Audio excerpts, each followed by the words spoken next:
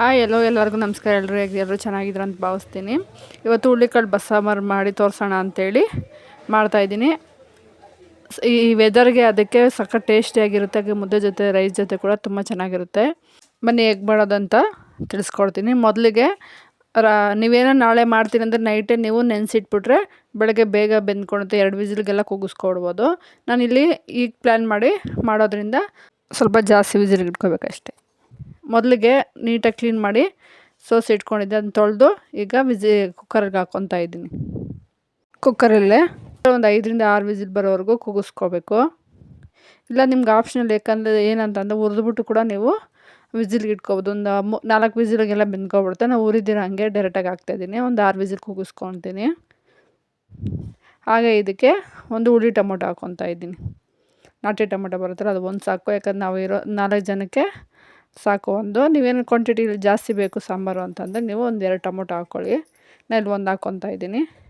ಹಾಗೆ ಇದು ಮುಳುಗೋವರೆಗೂ ಸ್ವಲ್ಪ ನೀರು ಹಾಕ್ಕೊತಾ ಇದ್ದೀನಿ. ಅಂದರೆ 2-3 ಗ್ಲಾಸ್ ಹಾಕ್ಕೊತಾ ಇದ್ದೀನಿ. ಸ್ವಲ್ಪ ಇದು ಕಾಳೆಲ್ಲ ಮುಳುಗಲಿ. ಹಾಗೆ 5-6 ವಿಸಿಲ್ ಬರಬೇಕಲ್ಲ, ಸೊ ಹಾಗೆ ಸಾಂಬಾರಿಗೂ ನೀರು ಬೇಕು. ಹಾಗೆ ಸ್ವಲ್ಪ ಜಾಸ್ತಿ ನೀರು ಹಾಕ್ಕೊತಾ ಇದ್ದೀನಿ. ಉಪ್ಪು ಹಾಕ್ಕೊತಾ ಇದ್ದೀನಿ ಸ್ವಲ್ಪ ಬೇಯಲಿ ಅಂತೇಳಿ. ಹಾಗೆ 2 ಟೇಬಲ್ ಸ್ಪೂನು ಆಯಿಲ್ ಹಾಕ್ಕೊತಾ ಇದ್ದೀನಿ ಸ್ವಲ್ಪ ಬೇಗ ಬೇಯಲಿ ಅಂತೇಳಿ. ಇದೆಲ್ಲ ಆದಮೇಲೆ ನೆಕ್ಸ್ಟು ಕ್ಲೋಸ್ ಮಾಡಿಕೊಂಡು 5ರಿಂದ 6 ವಿಸಿಲ್ ಕೂಗಿಸ್ಕೊತಾ ಇದ್ದೀನಿ. ನೀವು ಹುರಿದ್ಬಿಟ್ಟು ಮಾಡಿದ್ರೆ ಒಂದು 3 ವಿಸಿಲ್ಗೆಲ್ಲ ಬೆಂದ್ಕೊಳುತ್ತೆ. ಡೈರೆಕ್ಟಾಗಿ ಹಾಕೋದ್ರಿಂದ ಒಂದು 6 ವಿಸಿಲ್ ಬರಲಿ. ಈಗ ವಿಸಿಲ್ ಬಂದು ತಣ್ಣಗಾಯಿತು. ಈಗ ಓಪನ್ ಮಾಡಿ ಬಂದಿದೆ ಅಂತ ನೋಡೋಣ. ನೋಡಿ, ನೀರು ಇನ್ನೂ ಸ್ವಲ್ಪ ಇದ್ದರೂ ಕೂಡ ಬೆಟರಾಗಿರ್ತಿತ್ತು. ನೀರೆಲ್ಲ ಎಳ್ಕೊಂಡಿದೆ, ಬೆಂದಿದೆ. ಆಗಲೇ ಟೊಮೊಟೊ ಈಗ ಬೆಂದಿದೆ ನೋಡಿ. ಇದ್ಮೇಲೆ ಇರೋ ಚಿಪ್ಪೆ ಎಲ್ಲ ತೊಗೊಂಡು ಈಗ ಮಿಕ್ಸಿ ಜಾರ್ಗೆ ಹಾಕೋಣ.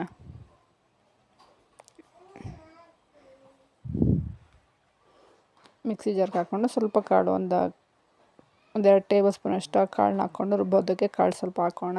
ಹಾಗೆ ನೀರು, ಹಾಗೆ ಈ ಥರ ಸೋಸೋ ಇದರಲ್ಲಿ ಸ್ವಲ್ಪ ಇದೆಲ್ಲ ಹಾಕ್ಕೊಂಡು ನೀರೆಲ್ಲ ಸ್ವಲ್ಪ ಇದಾಗಲಿ ಅಂತೇಳಿ ಹಾಕ್ಕೊತಾ ಇದ್ದೆ. ಆದಷ್ಟು ಈ ಥರ ಇರೋ ಬೋಲ್ ತೊಗೊಳ್ಳಿ. ನೀರಲ್ಲಿ ಎಳ್ಕೊಂಡ್ರೆ ಪಲ್ಯ ನೀಟಾಗಿ ಚೆನ್ನಾಗಿ ಬರುತ್ತೆ. ಸ್ವಲ್ಪ ಆರಲಿ ಅಂತ ಇದು ಮಾಡಿ ಸೈಡಿಗೆ ಇಡ್ತಾಯಿದ್ದೀನಿ. ನೋಡಿ, ಈ ನೀರು ಇದೆಯಲ್ಲ, ಈ ನೀರಲ್ಲಿ ಸಾಂಬಾರು ಮಾಡ್ಕೊಳ್ಳೋಣ. ಸಾಂಬಾರು ಮಸಾಲೆ ಹಾಕ್ಕೊಂಡು ಈ ನೀರು ವೇಸ್ಟ್ ಮಾಡ್ಕೊಳಕ್ಕೆ ಹೋಗ್ಬೇಡಿ. ನೀರು ಇಟ್ಕೊಳ್ಳಿ. ಈ ನೀರಿಂದಲೇ ಸಾಂಬಾರು ಟೇಸ್ಟ್ ಚೆನ್ನಾಗಿ ಬರುತ್ತೆ. ಈಗ ಸಾಂಬಾರಿಗೆ ಮಸಾಲೆ ರೆಡಿ ಮಾಡ್ಕೊಳ್ಳೋಣ. ಮೊದಲಿಗೆ ಈ ಥರ ಗ್ರಿಲ್ ಬರುತ್ತಲ್ಲ, ಈ ಥರ ಗ್ರಿಲ್ಲಲ್ಲಿ ಈ ಥರ ಈರುಳ್ಳಿ ಮತ್ತು ಬೆಳ್ಳುಳ್ಳಿ ಸುಟ್ಕೊಳ್ಳೋಣ. ನೀವು ಬೇಕಾದರೆ ಹಂಗೆ ಕಡಾಯೆಲ್ಲ ಹಂಗೆ ಹುರ್ಕೋಬೋದು. ನಾನಿಲ್ಲಿ ಸುಟ್ಕೊಂಡು ಮಾಡ್ತಾಯಿದ್ದೀನಿ. ಸುಟ್ಕೊಂಡು ಮಾಡೋದ್ರೆ ಟೇಸ್ಟ್ ಚೆನ್ನಾಗಿ ಬರುತ್ತೆ. ಒಂದು ಸತಿ ಟ್ರೈ ಮಾಡಿ. ನೋಡಿ, ಈ ಥರ ಸುಟ್ಕೊತಾ ಇದ್ದೀನಿ. ಹಿಂಗೆ ಡೈರೆಕ್ಟಾಗಿ ಹಾಗೆ ಒಲೆ ಮೇಲೆ ಇಟ್ಟರೆ ಒಂದೊಂದೇ ಸುಟ್ಕೋಬೇಕು. ಹಾಗಾಗಿ 2 ಒಂದೇ ಸತಿ ಆಗುತ್ತೆ ಅಂತೇಳಿ ಗ್ರಿಲ್ ಇಟ್ಕೊತಾ ಇದ್ದೀನಿ. ಈಗ ನೋಡಿ, ಚಿಪ್ಪೆ ಈಸಿಗೆ ಬಂದ್ಬಿಡುತ್ತೆ. ತುಂಬ ಬ್ಲ್ಯಾಕ್ ಮಾಡ್ಕೊಳಕ್ಕೆ ಹೋಗ್ಬಿಡಿ, ಸಾಂಬಾರು ತುಂಬ ಬ್ಲ್ಯಾಕ್ ಬಂದುಬಿಡುತ್ತೆ. ನೋಡಿ, ಈ ಥರ ಚಿಪ್ಪೆ ಸಮೇತ ನೀಟಾಗಿ ಬಂದುಬಿಡುತ್ತೆ. ಹುರಿದು ಮಾಡೋದ್ರಲ್ಲೂ ಚೆನ್ನಾಗಿರುತ್ತೆ, ಬಟ್ ಈ ಥರ ಒಂದು ಸತಿ ಟ್ರೈ ಮಾಡಿ ನೋಡಿ, ಚೆನ್ನಾಗಿ ಬರುತ್ತೆ ಸುಟ್ಟು ಮಾಡೋದ್ರಿಂದ. ಈಗ ಬೆಳ್ಳುಳ್ಳಿ ಎಲ್ಲ ಬಿಡಿಸ್ಕೊಂಡು ನೆಕ್ಸ್ಟು ಈರುಳ್ಳಿ ಕೂಡ ನೋಡಿ ಈ ಥರ ನೀಟಾಗಿ ಸುಟ್ಟಿದೆ. ಹಾಗೆ ಸ್ವಲ್ಪ ಬಿಸಿ ಆದಮೇಲೆ ಕಟ್ ಮಾಡ್ಕೊಂಡು ಹಂಗೆ ಹಾಕಿದ್ರೆ ನುಣ್ಣಗಾಗಲ್ಲ. ಹಾಗಾಗಿ ಕಟ್ ಮಾಡ್ಕೊಂಡು 4-5 ಪೀಸ್ ಮಾಡಿಕೊಂಡು ಹಾಕ್ಕೊತಾ ಇದ್ದೀನಿ.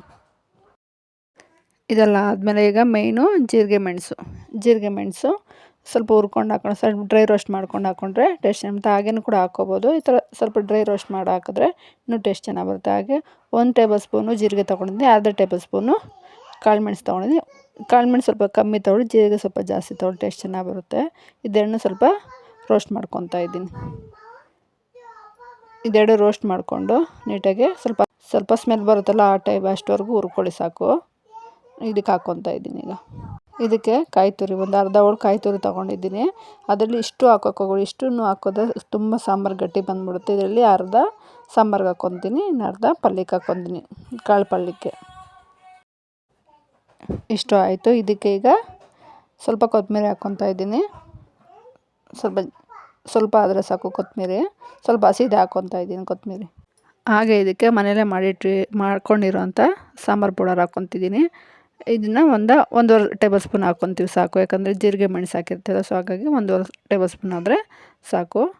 ಇದಕ್ಕೆ ಸ್ವಲ್ಪ ಖಾರ, ಅಂದರೆ ನಾವು ಸ್ವಲ್ಪ ಹಳೇದಾಗಿದೆ ಸಾಂಬಾರು ಪೌಡರು, ಸ್ವಲ್ಪ ಖಾರ ಕಮ್ಮಿ ಆಗಿರುತ್ತೆ. ಸೊ ಹಾಗಾಗಿ 1 ಟೇಬಲ್ ಸ್ಪೂನು ಚಿಲ್ಲಿ ಪೌಡ್ರ್ ತೊಗೊತಾ ಇದ್ದೀನಿ.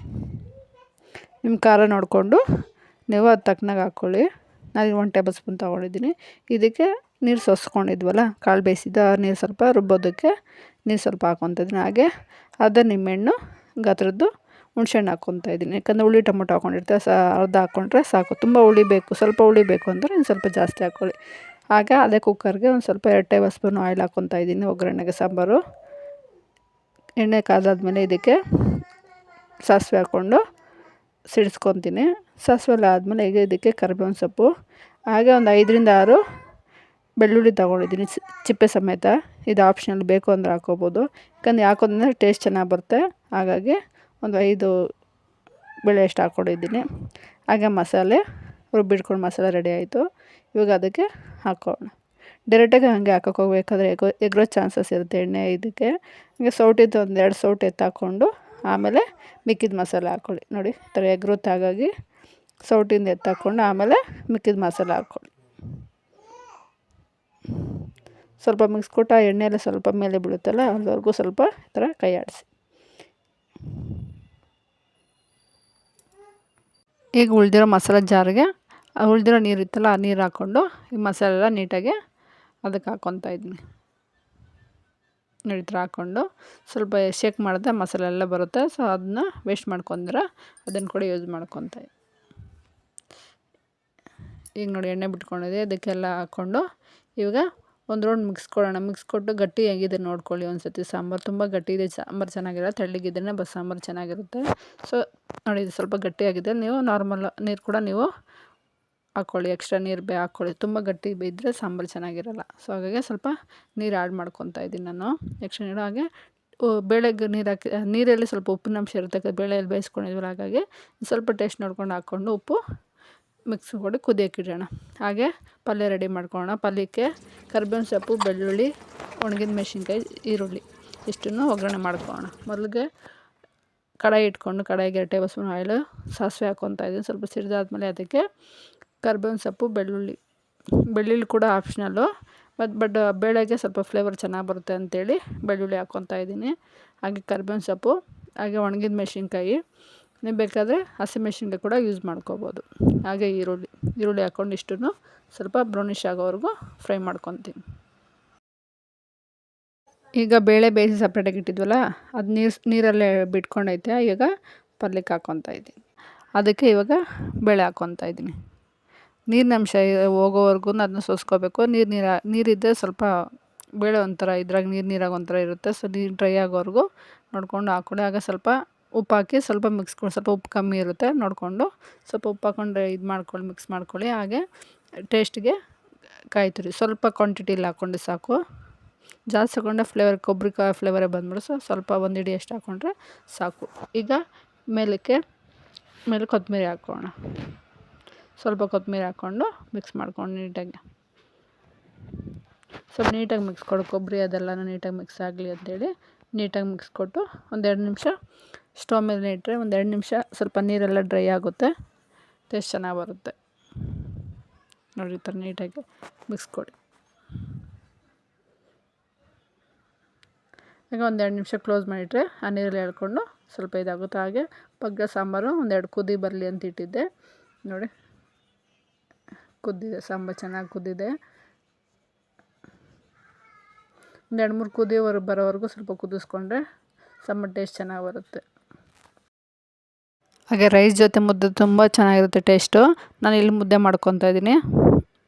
ಈ ವೆದರ್ಗೆ ಅದಕ್ಕೆ ಚಳಿ ಟೈಮಲ್ಲಿ ಹುರುಳಿಕಾಳು, ಹುಳಿ ಮತ್ತು ಬಸ್ಸಾಂಬಾರು ಆ ಥರ ಎಲ್ಲ ಮಾಡ್ಕೊತಿಂದೆ ಎಲ್ಲ ಕೋಲ್ಡ್ ಸ್ವಲ್ಪ ಕಮ್ಮಿ ಆಗುತ್ತೆ ಅಂತ ಹೇಳ್ತಾರೆ. ಸೊ ಹಾಗಾಗಿ ನೀವು ಮನೇಲಿ ಒಂದು ಸತಿ ಟ್ರೈ ಮಾಡಿ, ಹಾಗೆ ಹೇಗಿದೆ ಅಂತ ಕಮೆಂಟ್ ಮಾಡಿ ತಿಳಿಸಿ.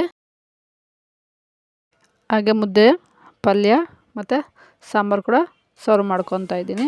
ಹಾಗೆ ಇದ್ರ ಜೊತೆಗೆ ಸ್ವಲ್ಪ ಸೌತೆಕಾಯಿ. ಇದಾಗಿತ್ತು ಇವತ್ತಿನ ವ್ಲಾಗು. ನಿಮಗೆಲ್ಲ ಇಷ್ಟ ಆಗಿದೆ ಅಂತ ಭಾವಿಸ್ತೀನಿ. ನೀವು ಕೂಡ ಒಂದು ಸತಿ ಟ್ರೈ ಮಾಡಿ ಹೇಗಿದೆ ಅಂತ ತಿಳಿಸಿ. Thank you for watching.